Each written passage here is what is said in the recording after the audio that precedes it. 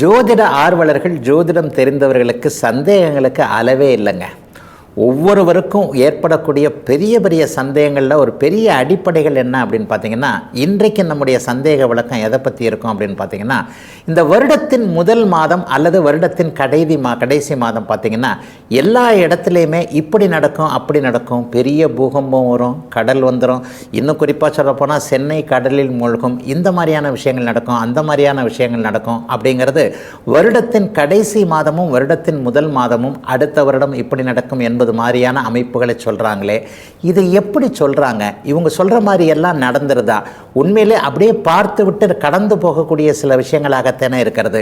சிலரை பார்த்தீங்கன்னா பஞ்சாங்கங்களில் இப்படியே போட்டிருக்குங்க, இந்த மாதிரி சுனாமி வரும், இந்த மாதிரி புயல் வரும், பூகம்பம் வரும், மிகப்பெரிய பேரழிவுகள் வரும் அப்படிங்கிற வார்த்தையெல்லாம் சொல்கிறாங்களே, இதையெல்லாம் கடந்து தானே போகிறோம். அப்போ எப்படிப்பட்ட நிலைமையில் ஜோதிடர்கள் இதை சொல்கிறாங்க?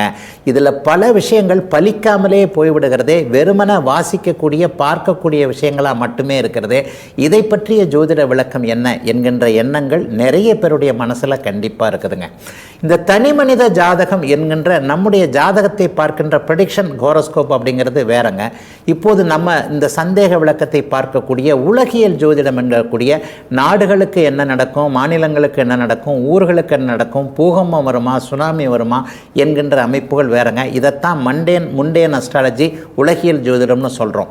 உலகியல் ஜோதிட அமைப்புகளுக்கான விதிகள் இன்னும் சரிவர உருவாக்கப்படாத காரணத்தினால, சரிவர தெரியாத ஒரு காரணத்தினால தான் ஜோதிடர்கள் எல்லாருமே அவரவருடைய வயது, அவரவருடைய அனுபவத்திற்கு ஏற்றாற் போல இந்த பகுதியில் இந்த பாதிப்பு வரும், இந்த இடத்துல செவ்வாய் இப்படி இருக்கிறதுனால இந்த இடத்துல தீ விபத்து ஏற்படும், இந்த இடத்துல சுனாமி வரும், இந்த ஊரே அழிஞ்சு போயிடும் என்கின்ற மாதிரியாக தன்னுடைய மனதிற்கு தோணுகின்ற ஒரு விஷயத்தை அப்படியே ப்ரெடிக்ட் பண்ணுறாங்க அப்படிங்கிறது தான் உண்மை.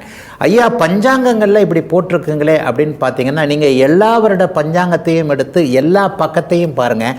எல்லா பஞ்சாங்கங்கள்லையும் இன்றைக்கு இப்படி இருக்கும், இன்றைக்கு இப்படி இருக்கும், இன்றைக்கு இப்படி இருக்கும்னு பொதுவாகத்தான் போட்டிருக்குமே தவிர, ஏதாவது 100 அங்கே நடந்து விடுகிறத தான் நம்முடைய கவனத்துக்கு வருமே தவிர 99 நடக்கலையே அது ஏன் நமக்கு அப்படின்றது கண்டிப்பாக வராது. ஆகவே இப்பொழுது உண்மையில் சொல்லப்படுகின்ற 2025ஆம் ஆண்டு இப்படித்தான் நடக்கும் அப்படின்னு பார்த்தீங்கன்னா, நான் அவங்களுக்கு சொல்லக்கூடிய ஒரு விஷயம், 2024 இவங்க சொன்னதெல்லாம் சரியாக நடந்ததா என்பதாகத்தான் கண்டிப்பாக இருக்கும்.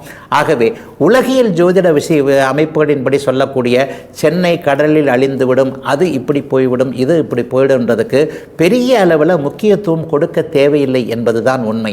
தனி மனித ஜோதிடத்தில் ஒரு தனி மனிதனுக்கு ஒரு 80% 70% இப்படித்தான் நடக்க முடியுன்றதை உண்மையிலேயே துல்லியமாக சொல்லலாம்.